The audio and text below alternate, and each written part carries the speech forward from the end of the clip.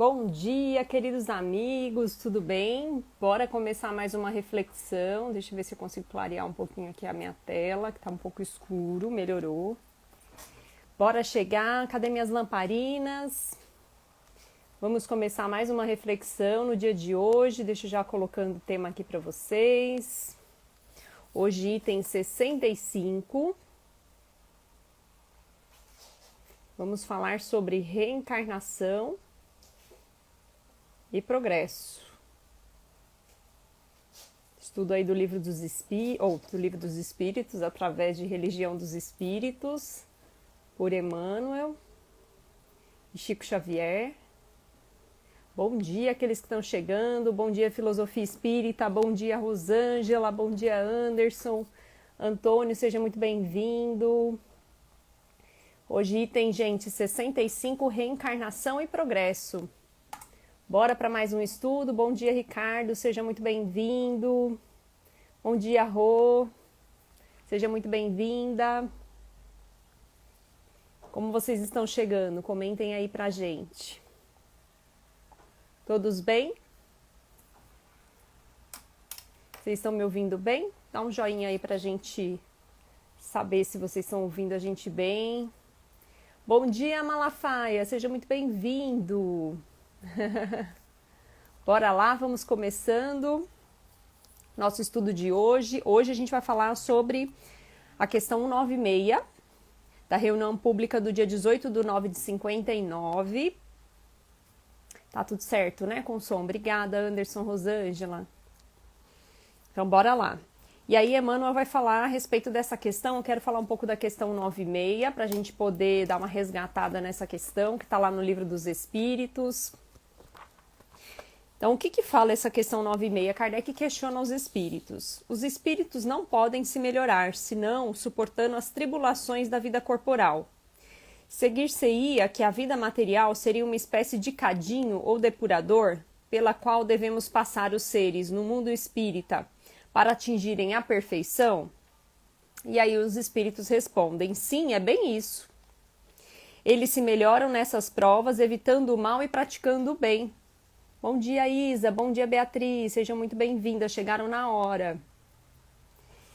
E aí ele responde o seguinte, porém, é só depois de várias encarnações ou depurações sucessivas, num tempo mais ou menos longo, e segundo os seus esforços, que eles atingem o objetivo para o qual tendem. Então, gente, segundo os seus esforços. Eu vou reforçar algumas palavrinhas aqui que são super importantes para as nossas reflexões aqui de hoje, tá?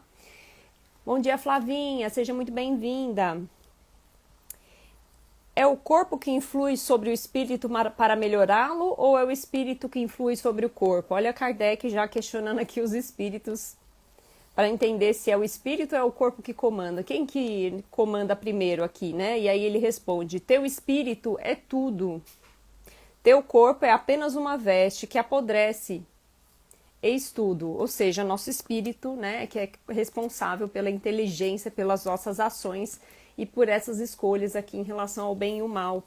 E para que a gente faça essas escolhas, nós precisamos vivenciar, precisamos passar por várias encarnações, por várias experiências.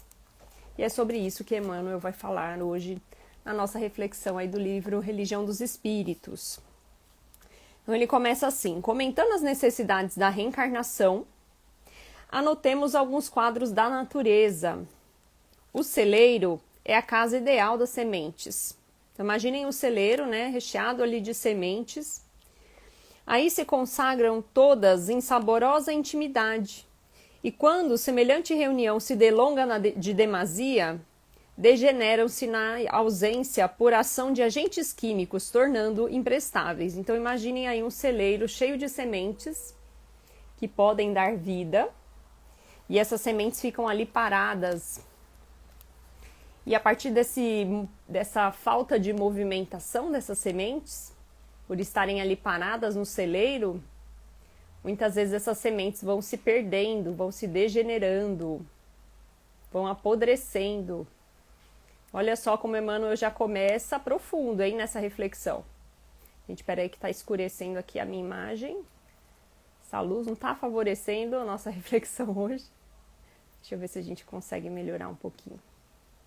Tem uma luz no fundo, mas a minha imagem em si tá ficando bem apagadinha. Agora melhorou. Vamos ver se fica melhor assim. Conduzidas, porém, ao replantio, ou seja, pega essa semente e vamos plantar, gente. Embora padeçam solidão e abandono nas vicissitudes do solo, voltam de novo à glória da vida em forma de verdura e flor, espiga e pão. E quando ele começa aqui a comparar as sementes, ele está querendo comparar essas sementes como nós mesmos, nós como espíritos. Então vamos observar essa comparação que Emmanuel nos traz. A gleba do calcário friável, ou seja, essa terra de cultivo com calcário, né, que é de alguma forma ali, que está ali no pó, né, essa terra que muitas vezes parece fértil, é comumente o refúgio de numerosos tratos de argila, que aí descansam. Às vezes, por séculos, através de lentas modificações, sem maior proveito, entretanto, se trazendo ao clima esfogueante ao forno. Às vezes, por século, através de lentas modificações, sem maior proveito. Entretanto, se trazidas ao clima esfogueante do fogo, materializam-se nobres sonhos de oleiro, ou seja, de trabalhador de fábrica, atendendo às largas tarefas de utilidade em planos superiores. Eu vou reler essa parte aqui, porque como o Emmanuel traz muitas vezes um linguajar mais complexo, a gente vai fazer uma tradução simultânea aqui que eu gosto de fazer com vocês. Então vamos lá. O que ele quer dizer aqui, gente? Que muitas vezes essas sementes, mesmo jogadas na terra, elas ficam numa situação ali que parece que elas estão imersas em argila, que não é de alguma forma possível, né, essa germinação. Porém, se a gente colocar essas sementes ali no calor do sol, ali nesse calor do fogo que ele comenta aqui, muitas vezes essa semente germina.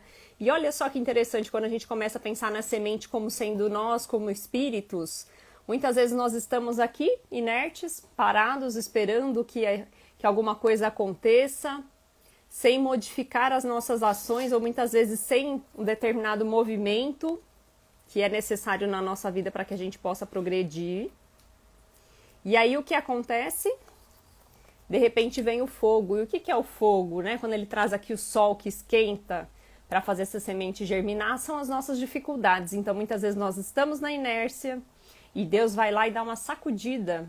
Coloca esse foguinho, esse sol quente para nos esquentar aí como espíritos, como sementes, para tirar a gente da zona de conforto, dessa inércia, para começar a movimentar o nosso espírito. E é através deste movimento que muitas vezes a gente começa a fazer atividades sendo útil aí para os planos superiores. São largas tarefas que nós começamos a fazer. E muitas vezes nós precisamos dessa sacudida, desse sol, desse foguinho para nos esquentar, para dar uma agitada na nossa vida. São as nossas dificuldades, são as nossas aflições. Além da morte física, pode a alma retemperar-se ao calor de afeições caras, condicionadas ao campo de afinidades em que se lhe expressam emoções e desejos. Todavia, superada a fase de justo refazimento, aparece a ociosidade, que, se mantida, faz com que o espírito por muito tempo se mantenha estanque, ou seja, estagnado ante a luz do progresso. Então, olha só, e mesmo após a morte física, bom dia, Valéria, bom dia, Babi, sejam muito bem-vindas. Cristina, bom dia. Martiele, muito bem-vinda.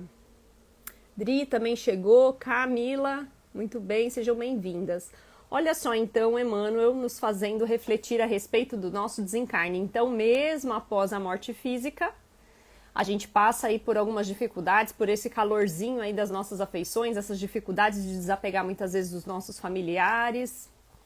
Aí a gente começa a entender que nós desencarnamos, começamos a ter compreensão de que existe uma vida futura.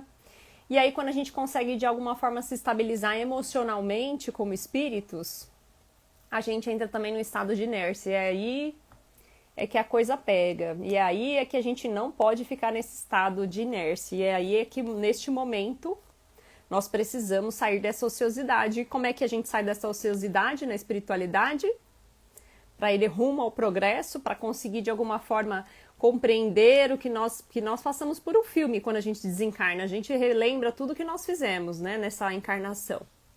Então a gente foi lá, a gente compreendeu, entendemos tudo que a gente fez, todas as nossas ações, as nossas escolhas que foram feitas através do nosso livre-arbítrio. Algumas nós acertamos, outras nós erramos, e aí chegamos num momento que a gente compreendeu, bacana, entendemos tudo isso.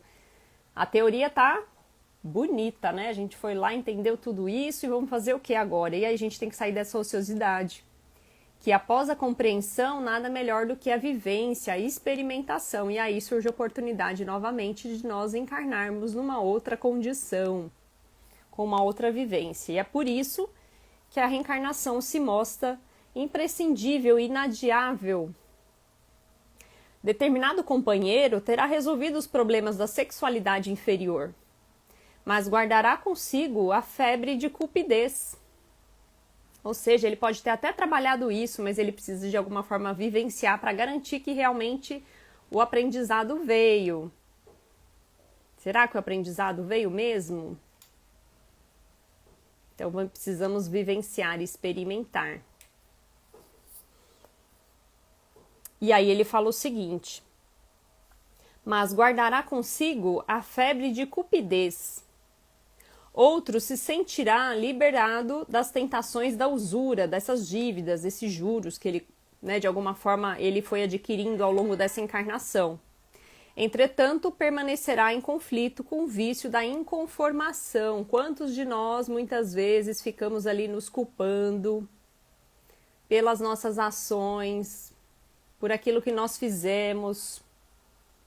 Adianta ficar inconformado? Precisamos de alguma forma resgatar esse compromisso. E aí a espiritualidade é tão maravilhosa que nos dá essa oportunidade da reencarnação. Bom dia, Marcos, do Vinha de Luz. Bom dia, Hilson. Bom dia, Jorge Masayuki, sempre com a gente. Beijo grande, meus queridos. Estamos falando aqui de reencarnação em progresso. Alguém terá vencido o hábito da rebeldia sistemática, mas sofrerá em si mesmo o estilete magnético do ciúme. Gente, quantos de nós somos rebeldes e não aceitamos muitas vezes as provas que nos são, né, oferecidas, essas oportunidades que nós temos muitas vezes nesse momento da reencarnação. A gente se rebela, a gente se revolta com Deus. E muitas vezes aí é compromisso que nós tivemos aí com as nossas questões. Olha ele falando aqui do estilete magnético do ciúme. Quem nunca, né? Passou por ciúme, ou teve ciúme de alguém, ou de uma amizade, ou de um amor. Esse e aquele amigo se revelarão livres dessa praga mental. Contudo, sustenta-se ainda algemados à vaidade infantil, ao orgulho tirano. Então, por mais que a gente consiga compreender, enquanto a gente não vivenciar, enquanto a gente não vier aqui numa nova encarnação, para testar tudo isso que nós aprendemos no desencarne. Lembra do filme que passa ali na nossa cabeça, aquela minissérie em vários episódios e vários capítulos da nossa vida, que a gente fala, nossa, eu não acredito que eu fiz isso, e aí a gente toma consciência como espíritos de tudo que nós fizemos de errado, as nossas más escolhas, o quanto ainda éramos imperfeitos. E aí a espiritualidade nos dá uma nova oportunidade para falar, então o conhecimento você adquiriu, agora vamos praticar? Tá ruim a conexão aí, Aloísio? Será que é a minha internet ou será que é a sua? Vamos ver o que o pessoal vai comentar aqui. Seja muito bem-vindo. Ricardo também tá aí tá compartilhando, né, Ricardo? Você se percebeu aqui quanto é verdade isso, né? Estamos aí todos aprendendo com Emmanuel. E para que essas chagas ocultas sejam extirpadas da nossa alma, é imperioso que nós voltemos para o renascimento na arena física, onde encontraremos a adversidade naqueles que não pensam por nossas medidas, para que aprendamos a respirar na dimensão da vida maior. E aí está a explicação do porquê passamos por tantas adversidades, por que certas pessoas muitas vezes têm birra, têm mágoa, não gostam de você, e você fala, meu Deus, por que essa pessoa faz isso comigo? Será que É essa pessoa que está fazendo isso com você ou ela está sendo apenas instrumento para que você aprenda aquilo que você precisa experimentar?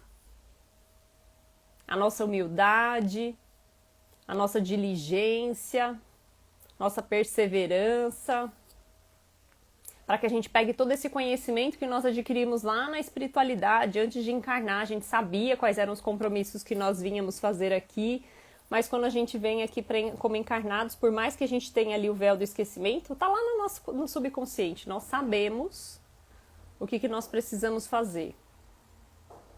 E a gente tem a possibilidade de escolher, e muitas vezes a gente continua passando pelas escolhas erradas. Porque muitas vezes a gente imagina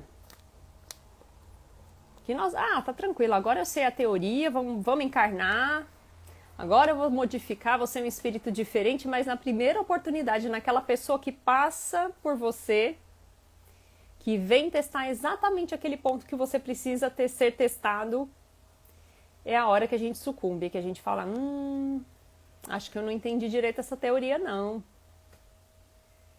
A gente precisa exercitar, e é através desse exercício, que muitas vezes é exercício diário, de renovação, que nós vamos mudar essas nossas imperfeições. Em nosso presente estágio da evolução, será preciso renascer na Terra ou em outros mundos que se assemelham tantas vezes quanto se fizerem necessárias, não somente no resgate dos erros e culpas do pretérito, em louvor da justiça, mas também no aperfeiçoamento de nós mesmos, em obediência ao amor. Gente, olha que interessante, quando o Emmanuel traz aqui pra gente essa questão do reencarnar em outros mundos, ou nesse mundo ou em outros mundos. E aí, quando a gente pensa aqui que nós estamos num planeta que está partindo para um planeta de regeneração, nós precisamos exercitar isso, correndo. Porque se a gente não começar a se modificar e não conseguir acompanhar a transformação dos espíritos que estão aqui nesse planeta, a gente vai se encarnar em outro mundo. Isso é fato. Se ficarmos para trás,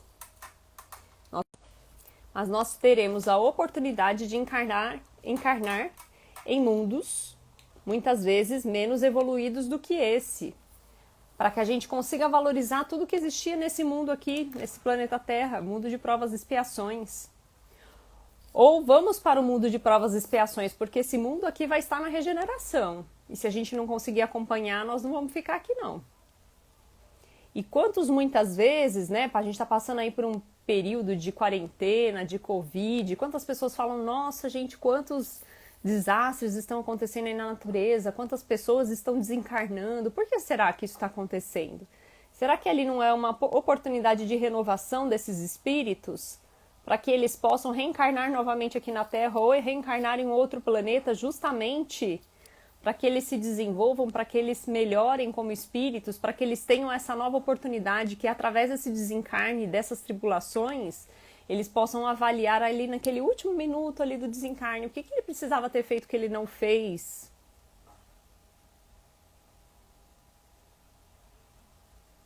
O Marcos está colocando aqui, mais tempo aqui, quero mais não.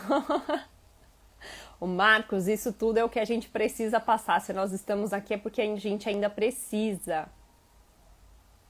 A Luísa está dizendo aí que Flavinha estará aqui no Home Office Espírita. Hoje, Flavinha, olha só, vamos assistir Flavinha, vamos prestigiar a nossa amiga.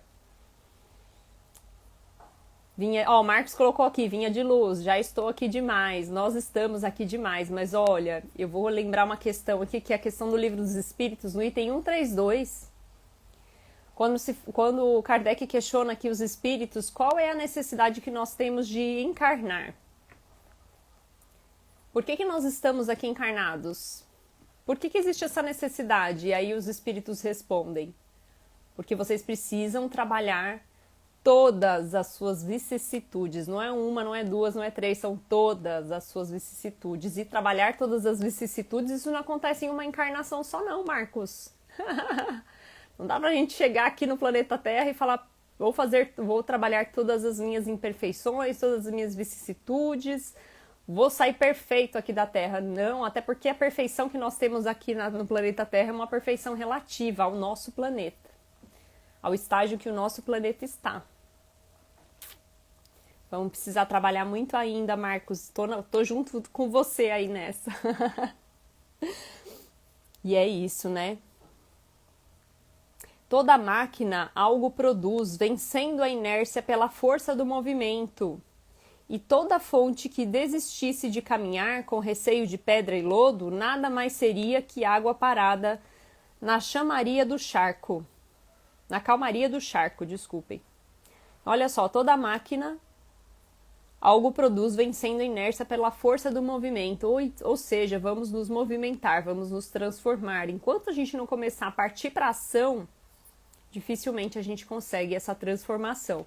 E transformação tem tudo a ver com mudança de atitudes. Se eu estou fazendo ação e estou vendo que não está adiantando, eu faço sempre da mesma forma e não está solucionando, é porque eu preciso mudar essa minha ação. Eu não consigo me transformar fazendo as mesmas ações, tendo as mesmas atitudes. Muitas vezes nós precisamos nos transformar e transformar as nossas ações. E achei interessante quando ele fala aqui a respeito dessa pedra e do lodo, eu fiquei imaginando um aquário. Quando tem movimento no aquário, quando tem os peixinhos ali se movimentando, aqueles peixinhos que limpam o aquário lá no fundo, né, estão sempre em movimento. A gente não cria lodo no aquário, mas quando a gente começa a ficar na inércia, quando os peixinhos começam ali a ficar paradinhos, você olha para o aquário e fala, tem alguma coisa errada com esses peixes. Gente, eu sou péssima para cuidar de peixe, eu já matei tanto peixe. Eu juro que eu tentei, mas eu não sou boa para cuidar de peixe não. E aí você começa a ver aqueles peixinhos ficando meio de ladinho assim, ó, meio na inércia. Meio tombandinho assim, ó, de ladinho. Pois compartilhem, quem tiver aquário aí, compartilhem comigo se vocês conseguem manter o aquário vivo, gente. Eu não consigo, o meu negócio é gato mesmo. E é interessante quando eles começam a ficar assim de ladinho, naquela inércia, que você fala, tem alguma coisa errada ali, aí começa a juntar aquele lodo no aquário, gente. O que está acontecendo? É a nossa inércia, nós como espíritos parados, estagnados. E é aquele negócio, a gente sabe que o espírito não retroage, mas ele pode estagnar de uma forma que quando ele estagna, não fica parado também por muito tempo não. Ele pode até tentar ficar parado por um tempo, mas alguém vem aqui dar uma sacudida nele, porque Deus não deixa a gente ficar parado. A espiritualidade não fica conformado com a nossa estagnação. Nossos anjos da guarda que estão ali o tempo todo nos intuindo e vendo e falando, minha nossa, Monique não sai do lugar. Imagina esse meu anjo, meu mentor aqui do meu lado falando, meu Deus, essa Monique não sai do lugar, Jesus está inércia, vamos fazer alguma coisa aqui com essa menina. O que eles fazem? Eles providenciam algo para me tirar da zona de conforto. Antônio falando aí pro Marcos que nós vamos voltar muito ainda. Exatamente, Hilson colocando, aproveita até o último minuto para evoluir, assim diminuirá seus desafios na próxima morada. Exatamente, Hilson. E quantas vezes nós ouvimos, né, os espíritas falando, isso daí eu vou resolver na próxima encarnação. Flavinha, bora trabalhar, reforma íntima, né, Ricardo? A Flavinha colocando aqui que ela só cuida de criança mesmo, nem bicho nem planta. Flavinha, plantinha até que umas suculentas eu consigo cuidar também. Criança não sei ainda, vamos ver, né? Mas olhando pelos meus sobrinhos, acho que dá pra cuidar sim, viu? Olha a Isa falando que tem 2 peixes e 3 gatos. Desafiador, Isa. Não consigo. Peixe com gato não vai dar certo esse negócio aí não. Eu já tô vendo esses gatinhos tudo em cima do aquário pra mexer com os peixinhos. Não vai ter jeito. E aí, Emmanuel conclui, o mundo é assim, nossa escola, a família consanguínea é o grupo estudantil a que pertencemos. Gente, quantas dificuldades nós temos dentro da nossa família, nosso ambiente familiar. É o lar é a banca da experiência. Será que nós estamos sabendo utilizar o nosso lar como fonte de experiência, como fonte de oportunidade de melhoria, de aperfeiçoamento? Vamos nos tornar espíritos perfeitos. Marco, você está usando aí a família como banca da experiência para você precisar vir menos encarnado aqui no planeta Terra? Amigos representam explicadores, ou seja, são aquelas pessoas que de alguma forma nos explicam, trazem essa teoria, mas e aí a prática? Eles podem nos orientar, como o nosso anjo guardião vai estar aqui do nosso lado intuindo, falando na minha cabeça, mas se a Monique não quiser ouvir, o que adianta ter explicadores, amigos que venham nos orientar se a gente não quer ouvir? É como aquela pessoa que vai no psicólogo, no terapeuta, precisa, busca ajuda, chega lá, ele olha pro terapeuta e fala, essa pessoa não me dá resposta nenhuma. Mas você tem que entender que não é o terapeuta que vai te dar resposta, é você ouvindo você mesmo. Ele vai só te instigar a chegar no raciocínio, na conclusão do que você precisa fazer. A atitude é sua, por mais que a gente tenha explicadores, por mais que a gente tenha pessoas que vai fazer a gente refletir, como os terapeutas, psicólogos, a ação é nossa. Isa colocando aqui, temos que aprender a conviver com as diferenças. Isa, é verdade. E o Feijão tá aprendendo isso agora com 2 gatinhos aqui dentro de casa, viu? Tá sendo desafiador para ele ceder o espaço dele, ceder o lugar dele. Quantos de nós não precisamos, gente? Muitas vezes a gente vive isolamento, e aí eu vou fazer uma analogia aqui com a questão da nosso convívio na sociedade, da necessidade que nós precisamos de socializar, de conviver com outras pessoas, que tem tudo a ver com o nosso tema aqui.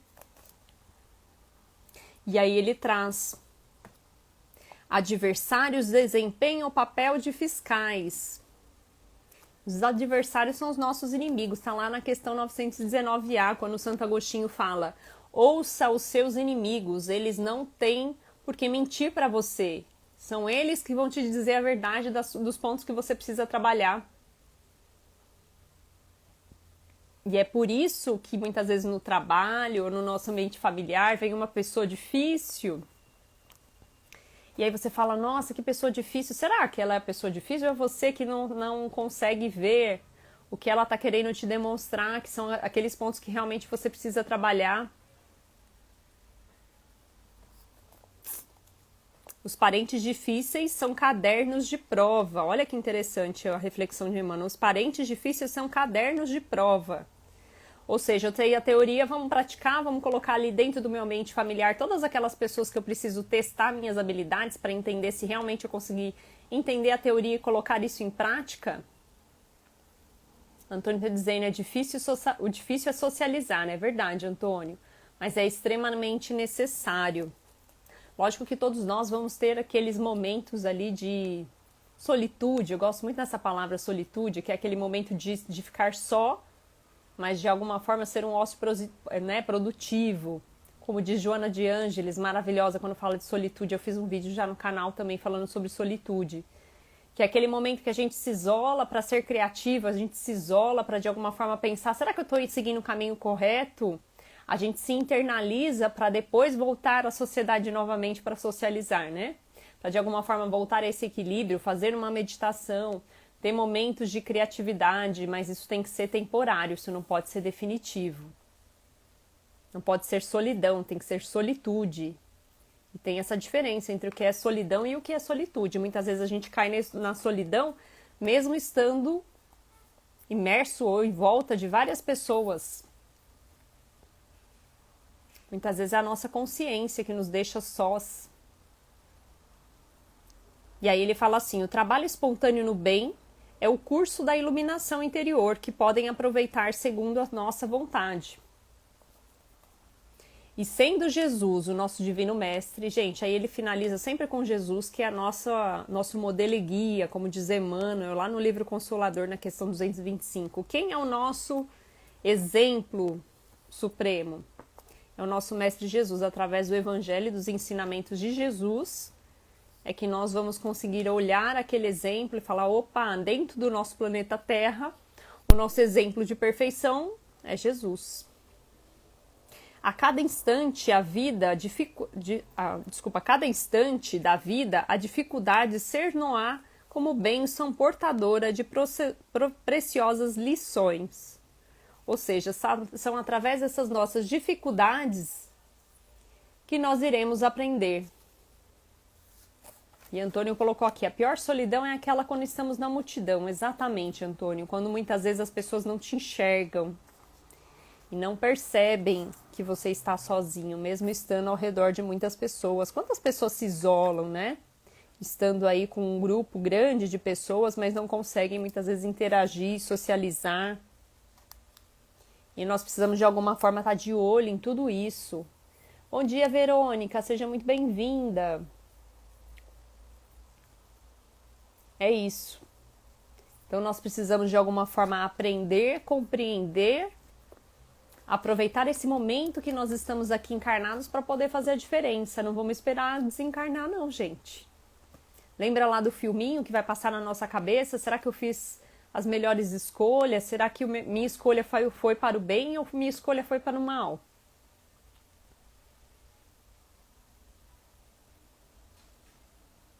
Flavinha colocou aqui, às vezes é só porque não nos encaixamos em determinado grupo. Exato, Flavinha. E quando isso acontece, é porque muitas vezes a gente está no grupo errado, né? A gente já começou a evoluir, a gente começou a se modificar, mas as pessoas que estão naquele grupo não estão se modificando. E aí, quando chega a hora, é hora de buscar um novo grupo. Quantas vezes a gente muda ao longo da nossa vida? Grupos de amigos, grupos de colegas do trabalho, né? Muitas vezes a gente mantém alguns grupos de trabalho, muda-se de emprego, mas a gente permanece com alguns grupos e tem outros que a gente não faz a menor questão de manter. Ou certos amigos que muitas vezes a gente deixa passar, né? Fala, ai, não, gente, eu já tô com outra cabeça, eu já me modifiquei, essas pessoas não conseguem compreender tudo isso que eu tô querendo fazer, essa minha mudança, eu tô indo para um direcionamento diferente, tá ao contrário do que eles acreditam. E aí não adianta muitas vezes a gente ficar tentando persistir, mudar essas pessoas, a gente não vai conseguir mudá-las. Então, quando a gente muda, muitas vezes a gente precisa mudar de grupo também. É isso, gente. Ótima terça-feira para vocês. Estaremos quinta-feira numa live. Eu vou contar aqui só para vocês, porque ainda a gente não divulgou o banner. Mas estaremos quinta-feira numa live maravilhosa com o Hilson. Depois eu conto para vocês o tema, né? Ele vai fazer aí a nosso banner pra gente falar sobre um tema maravilhoso, importantíssimo e que mexe muito com a minha emoção. Acredito que de muitas mulheres. E espero vocês na quinta-feira também para essa live. E amanhã estaremos novamente aqui 8 horas da manhã. Então espero vocês. Hilson mandando carinha feliz com estrelinhas. Gente, ótimo dia. Até amanhã. Tchau, tchau.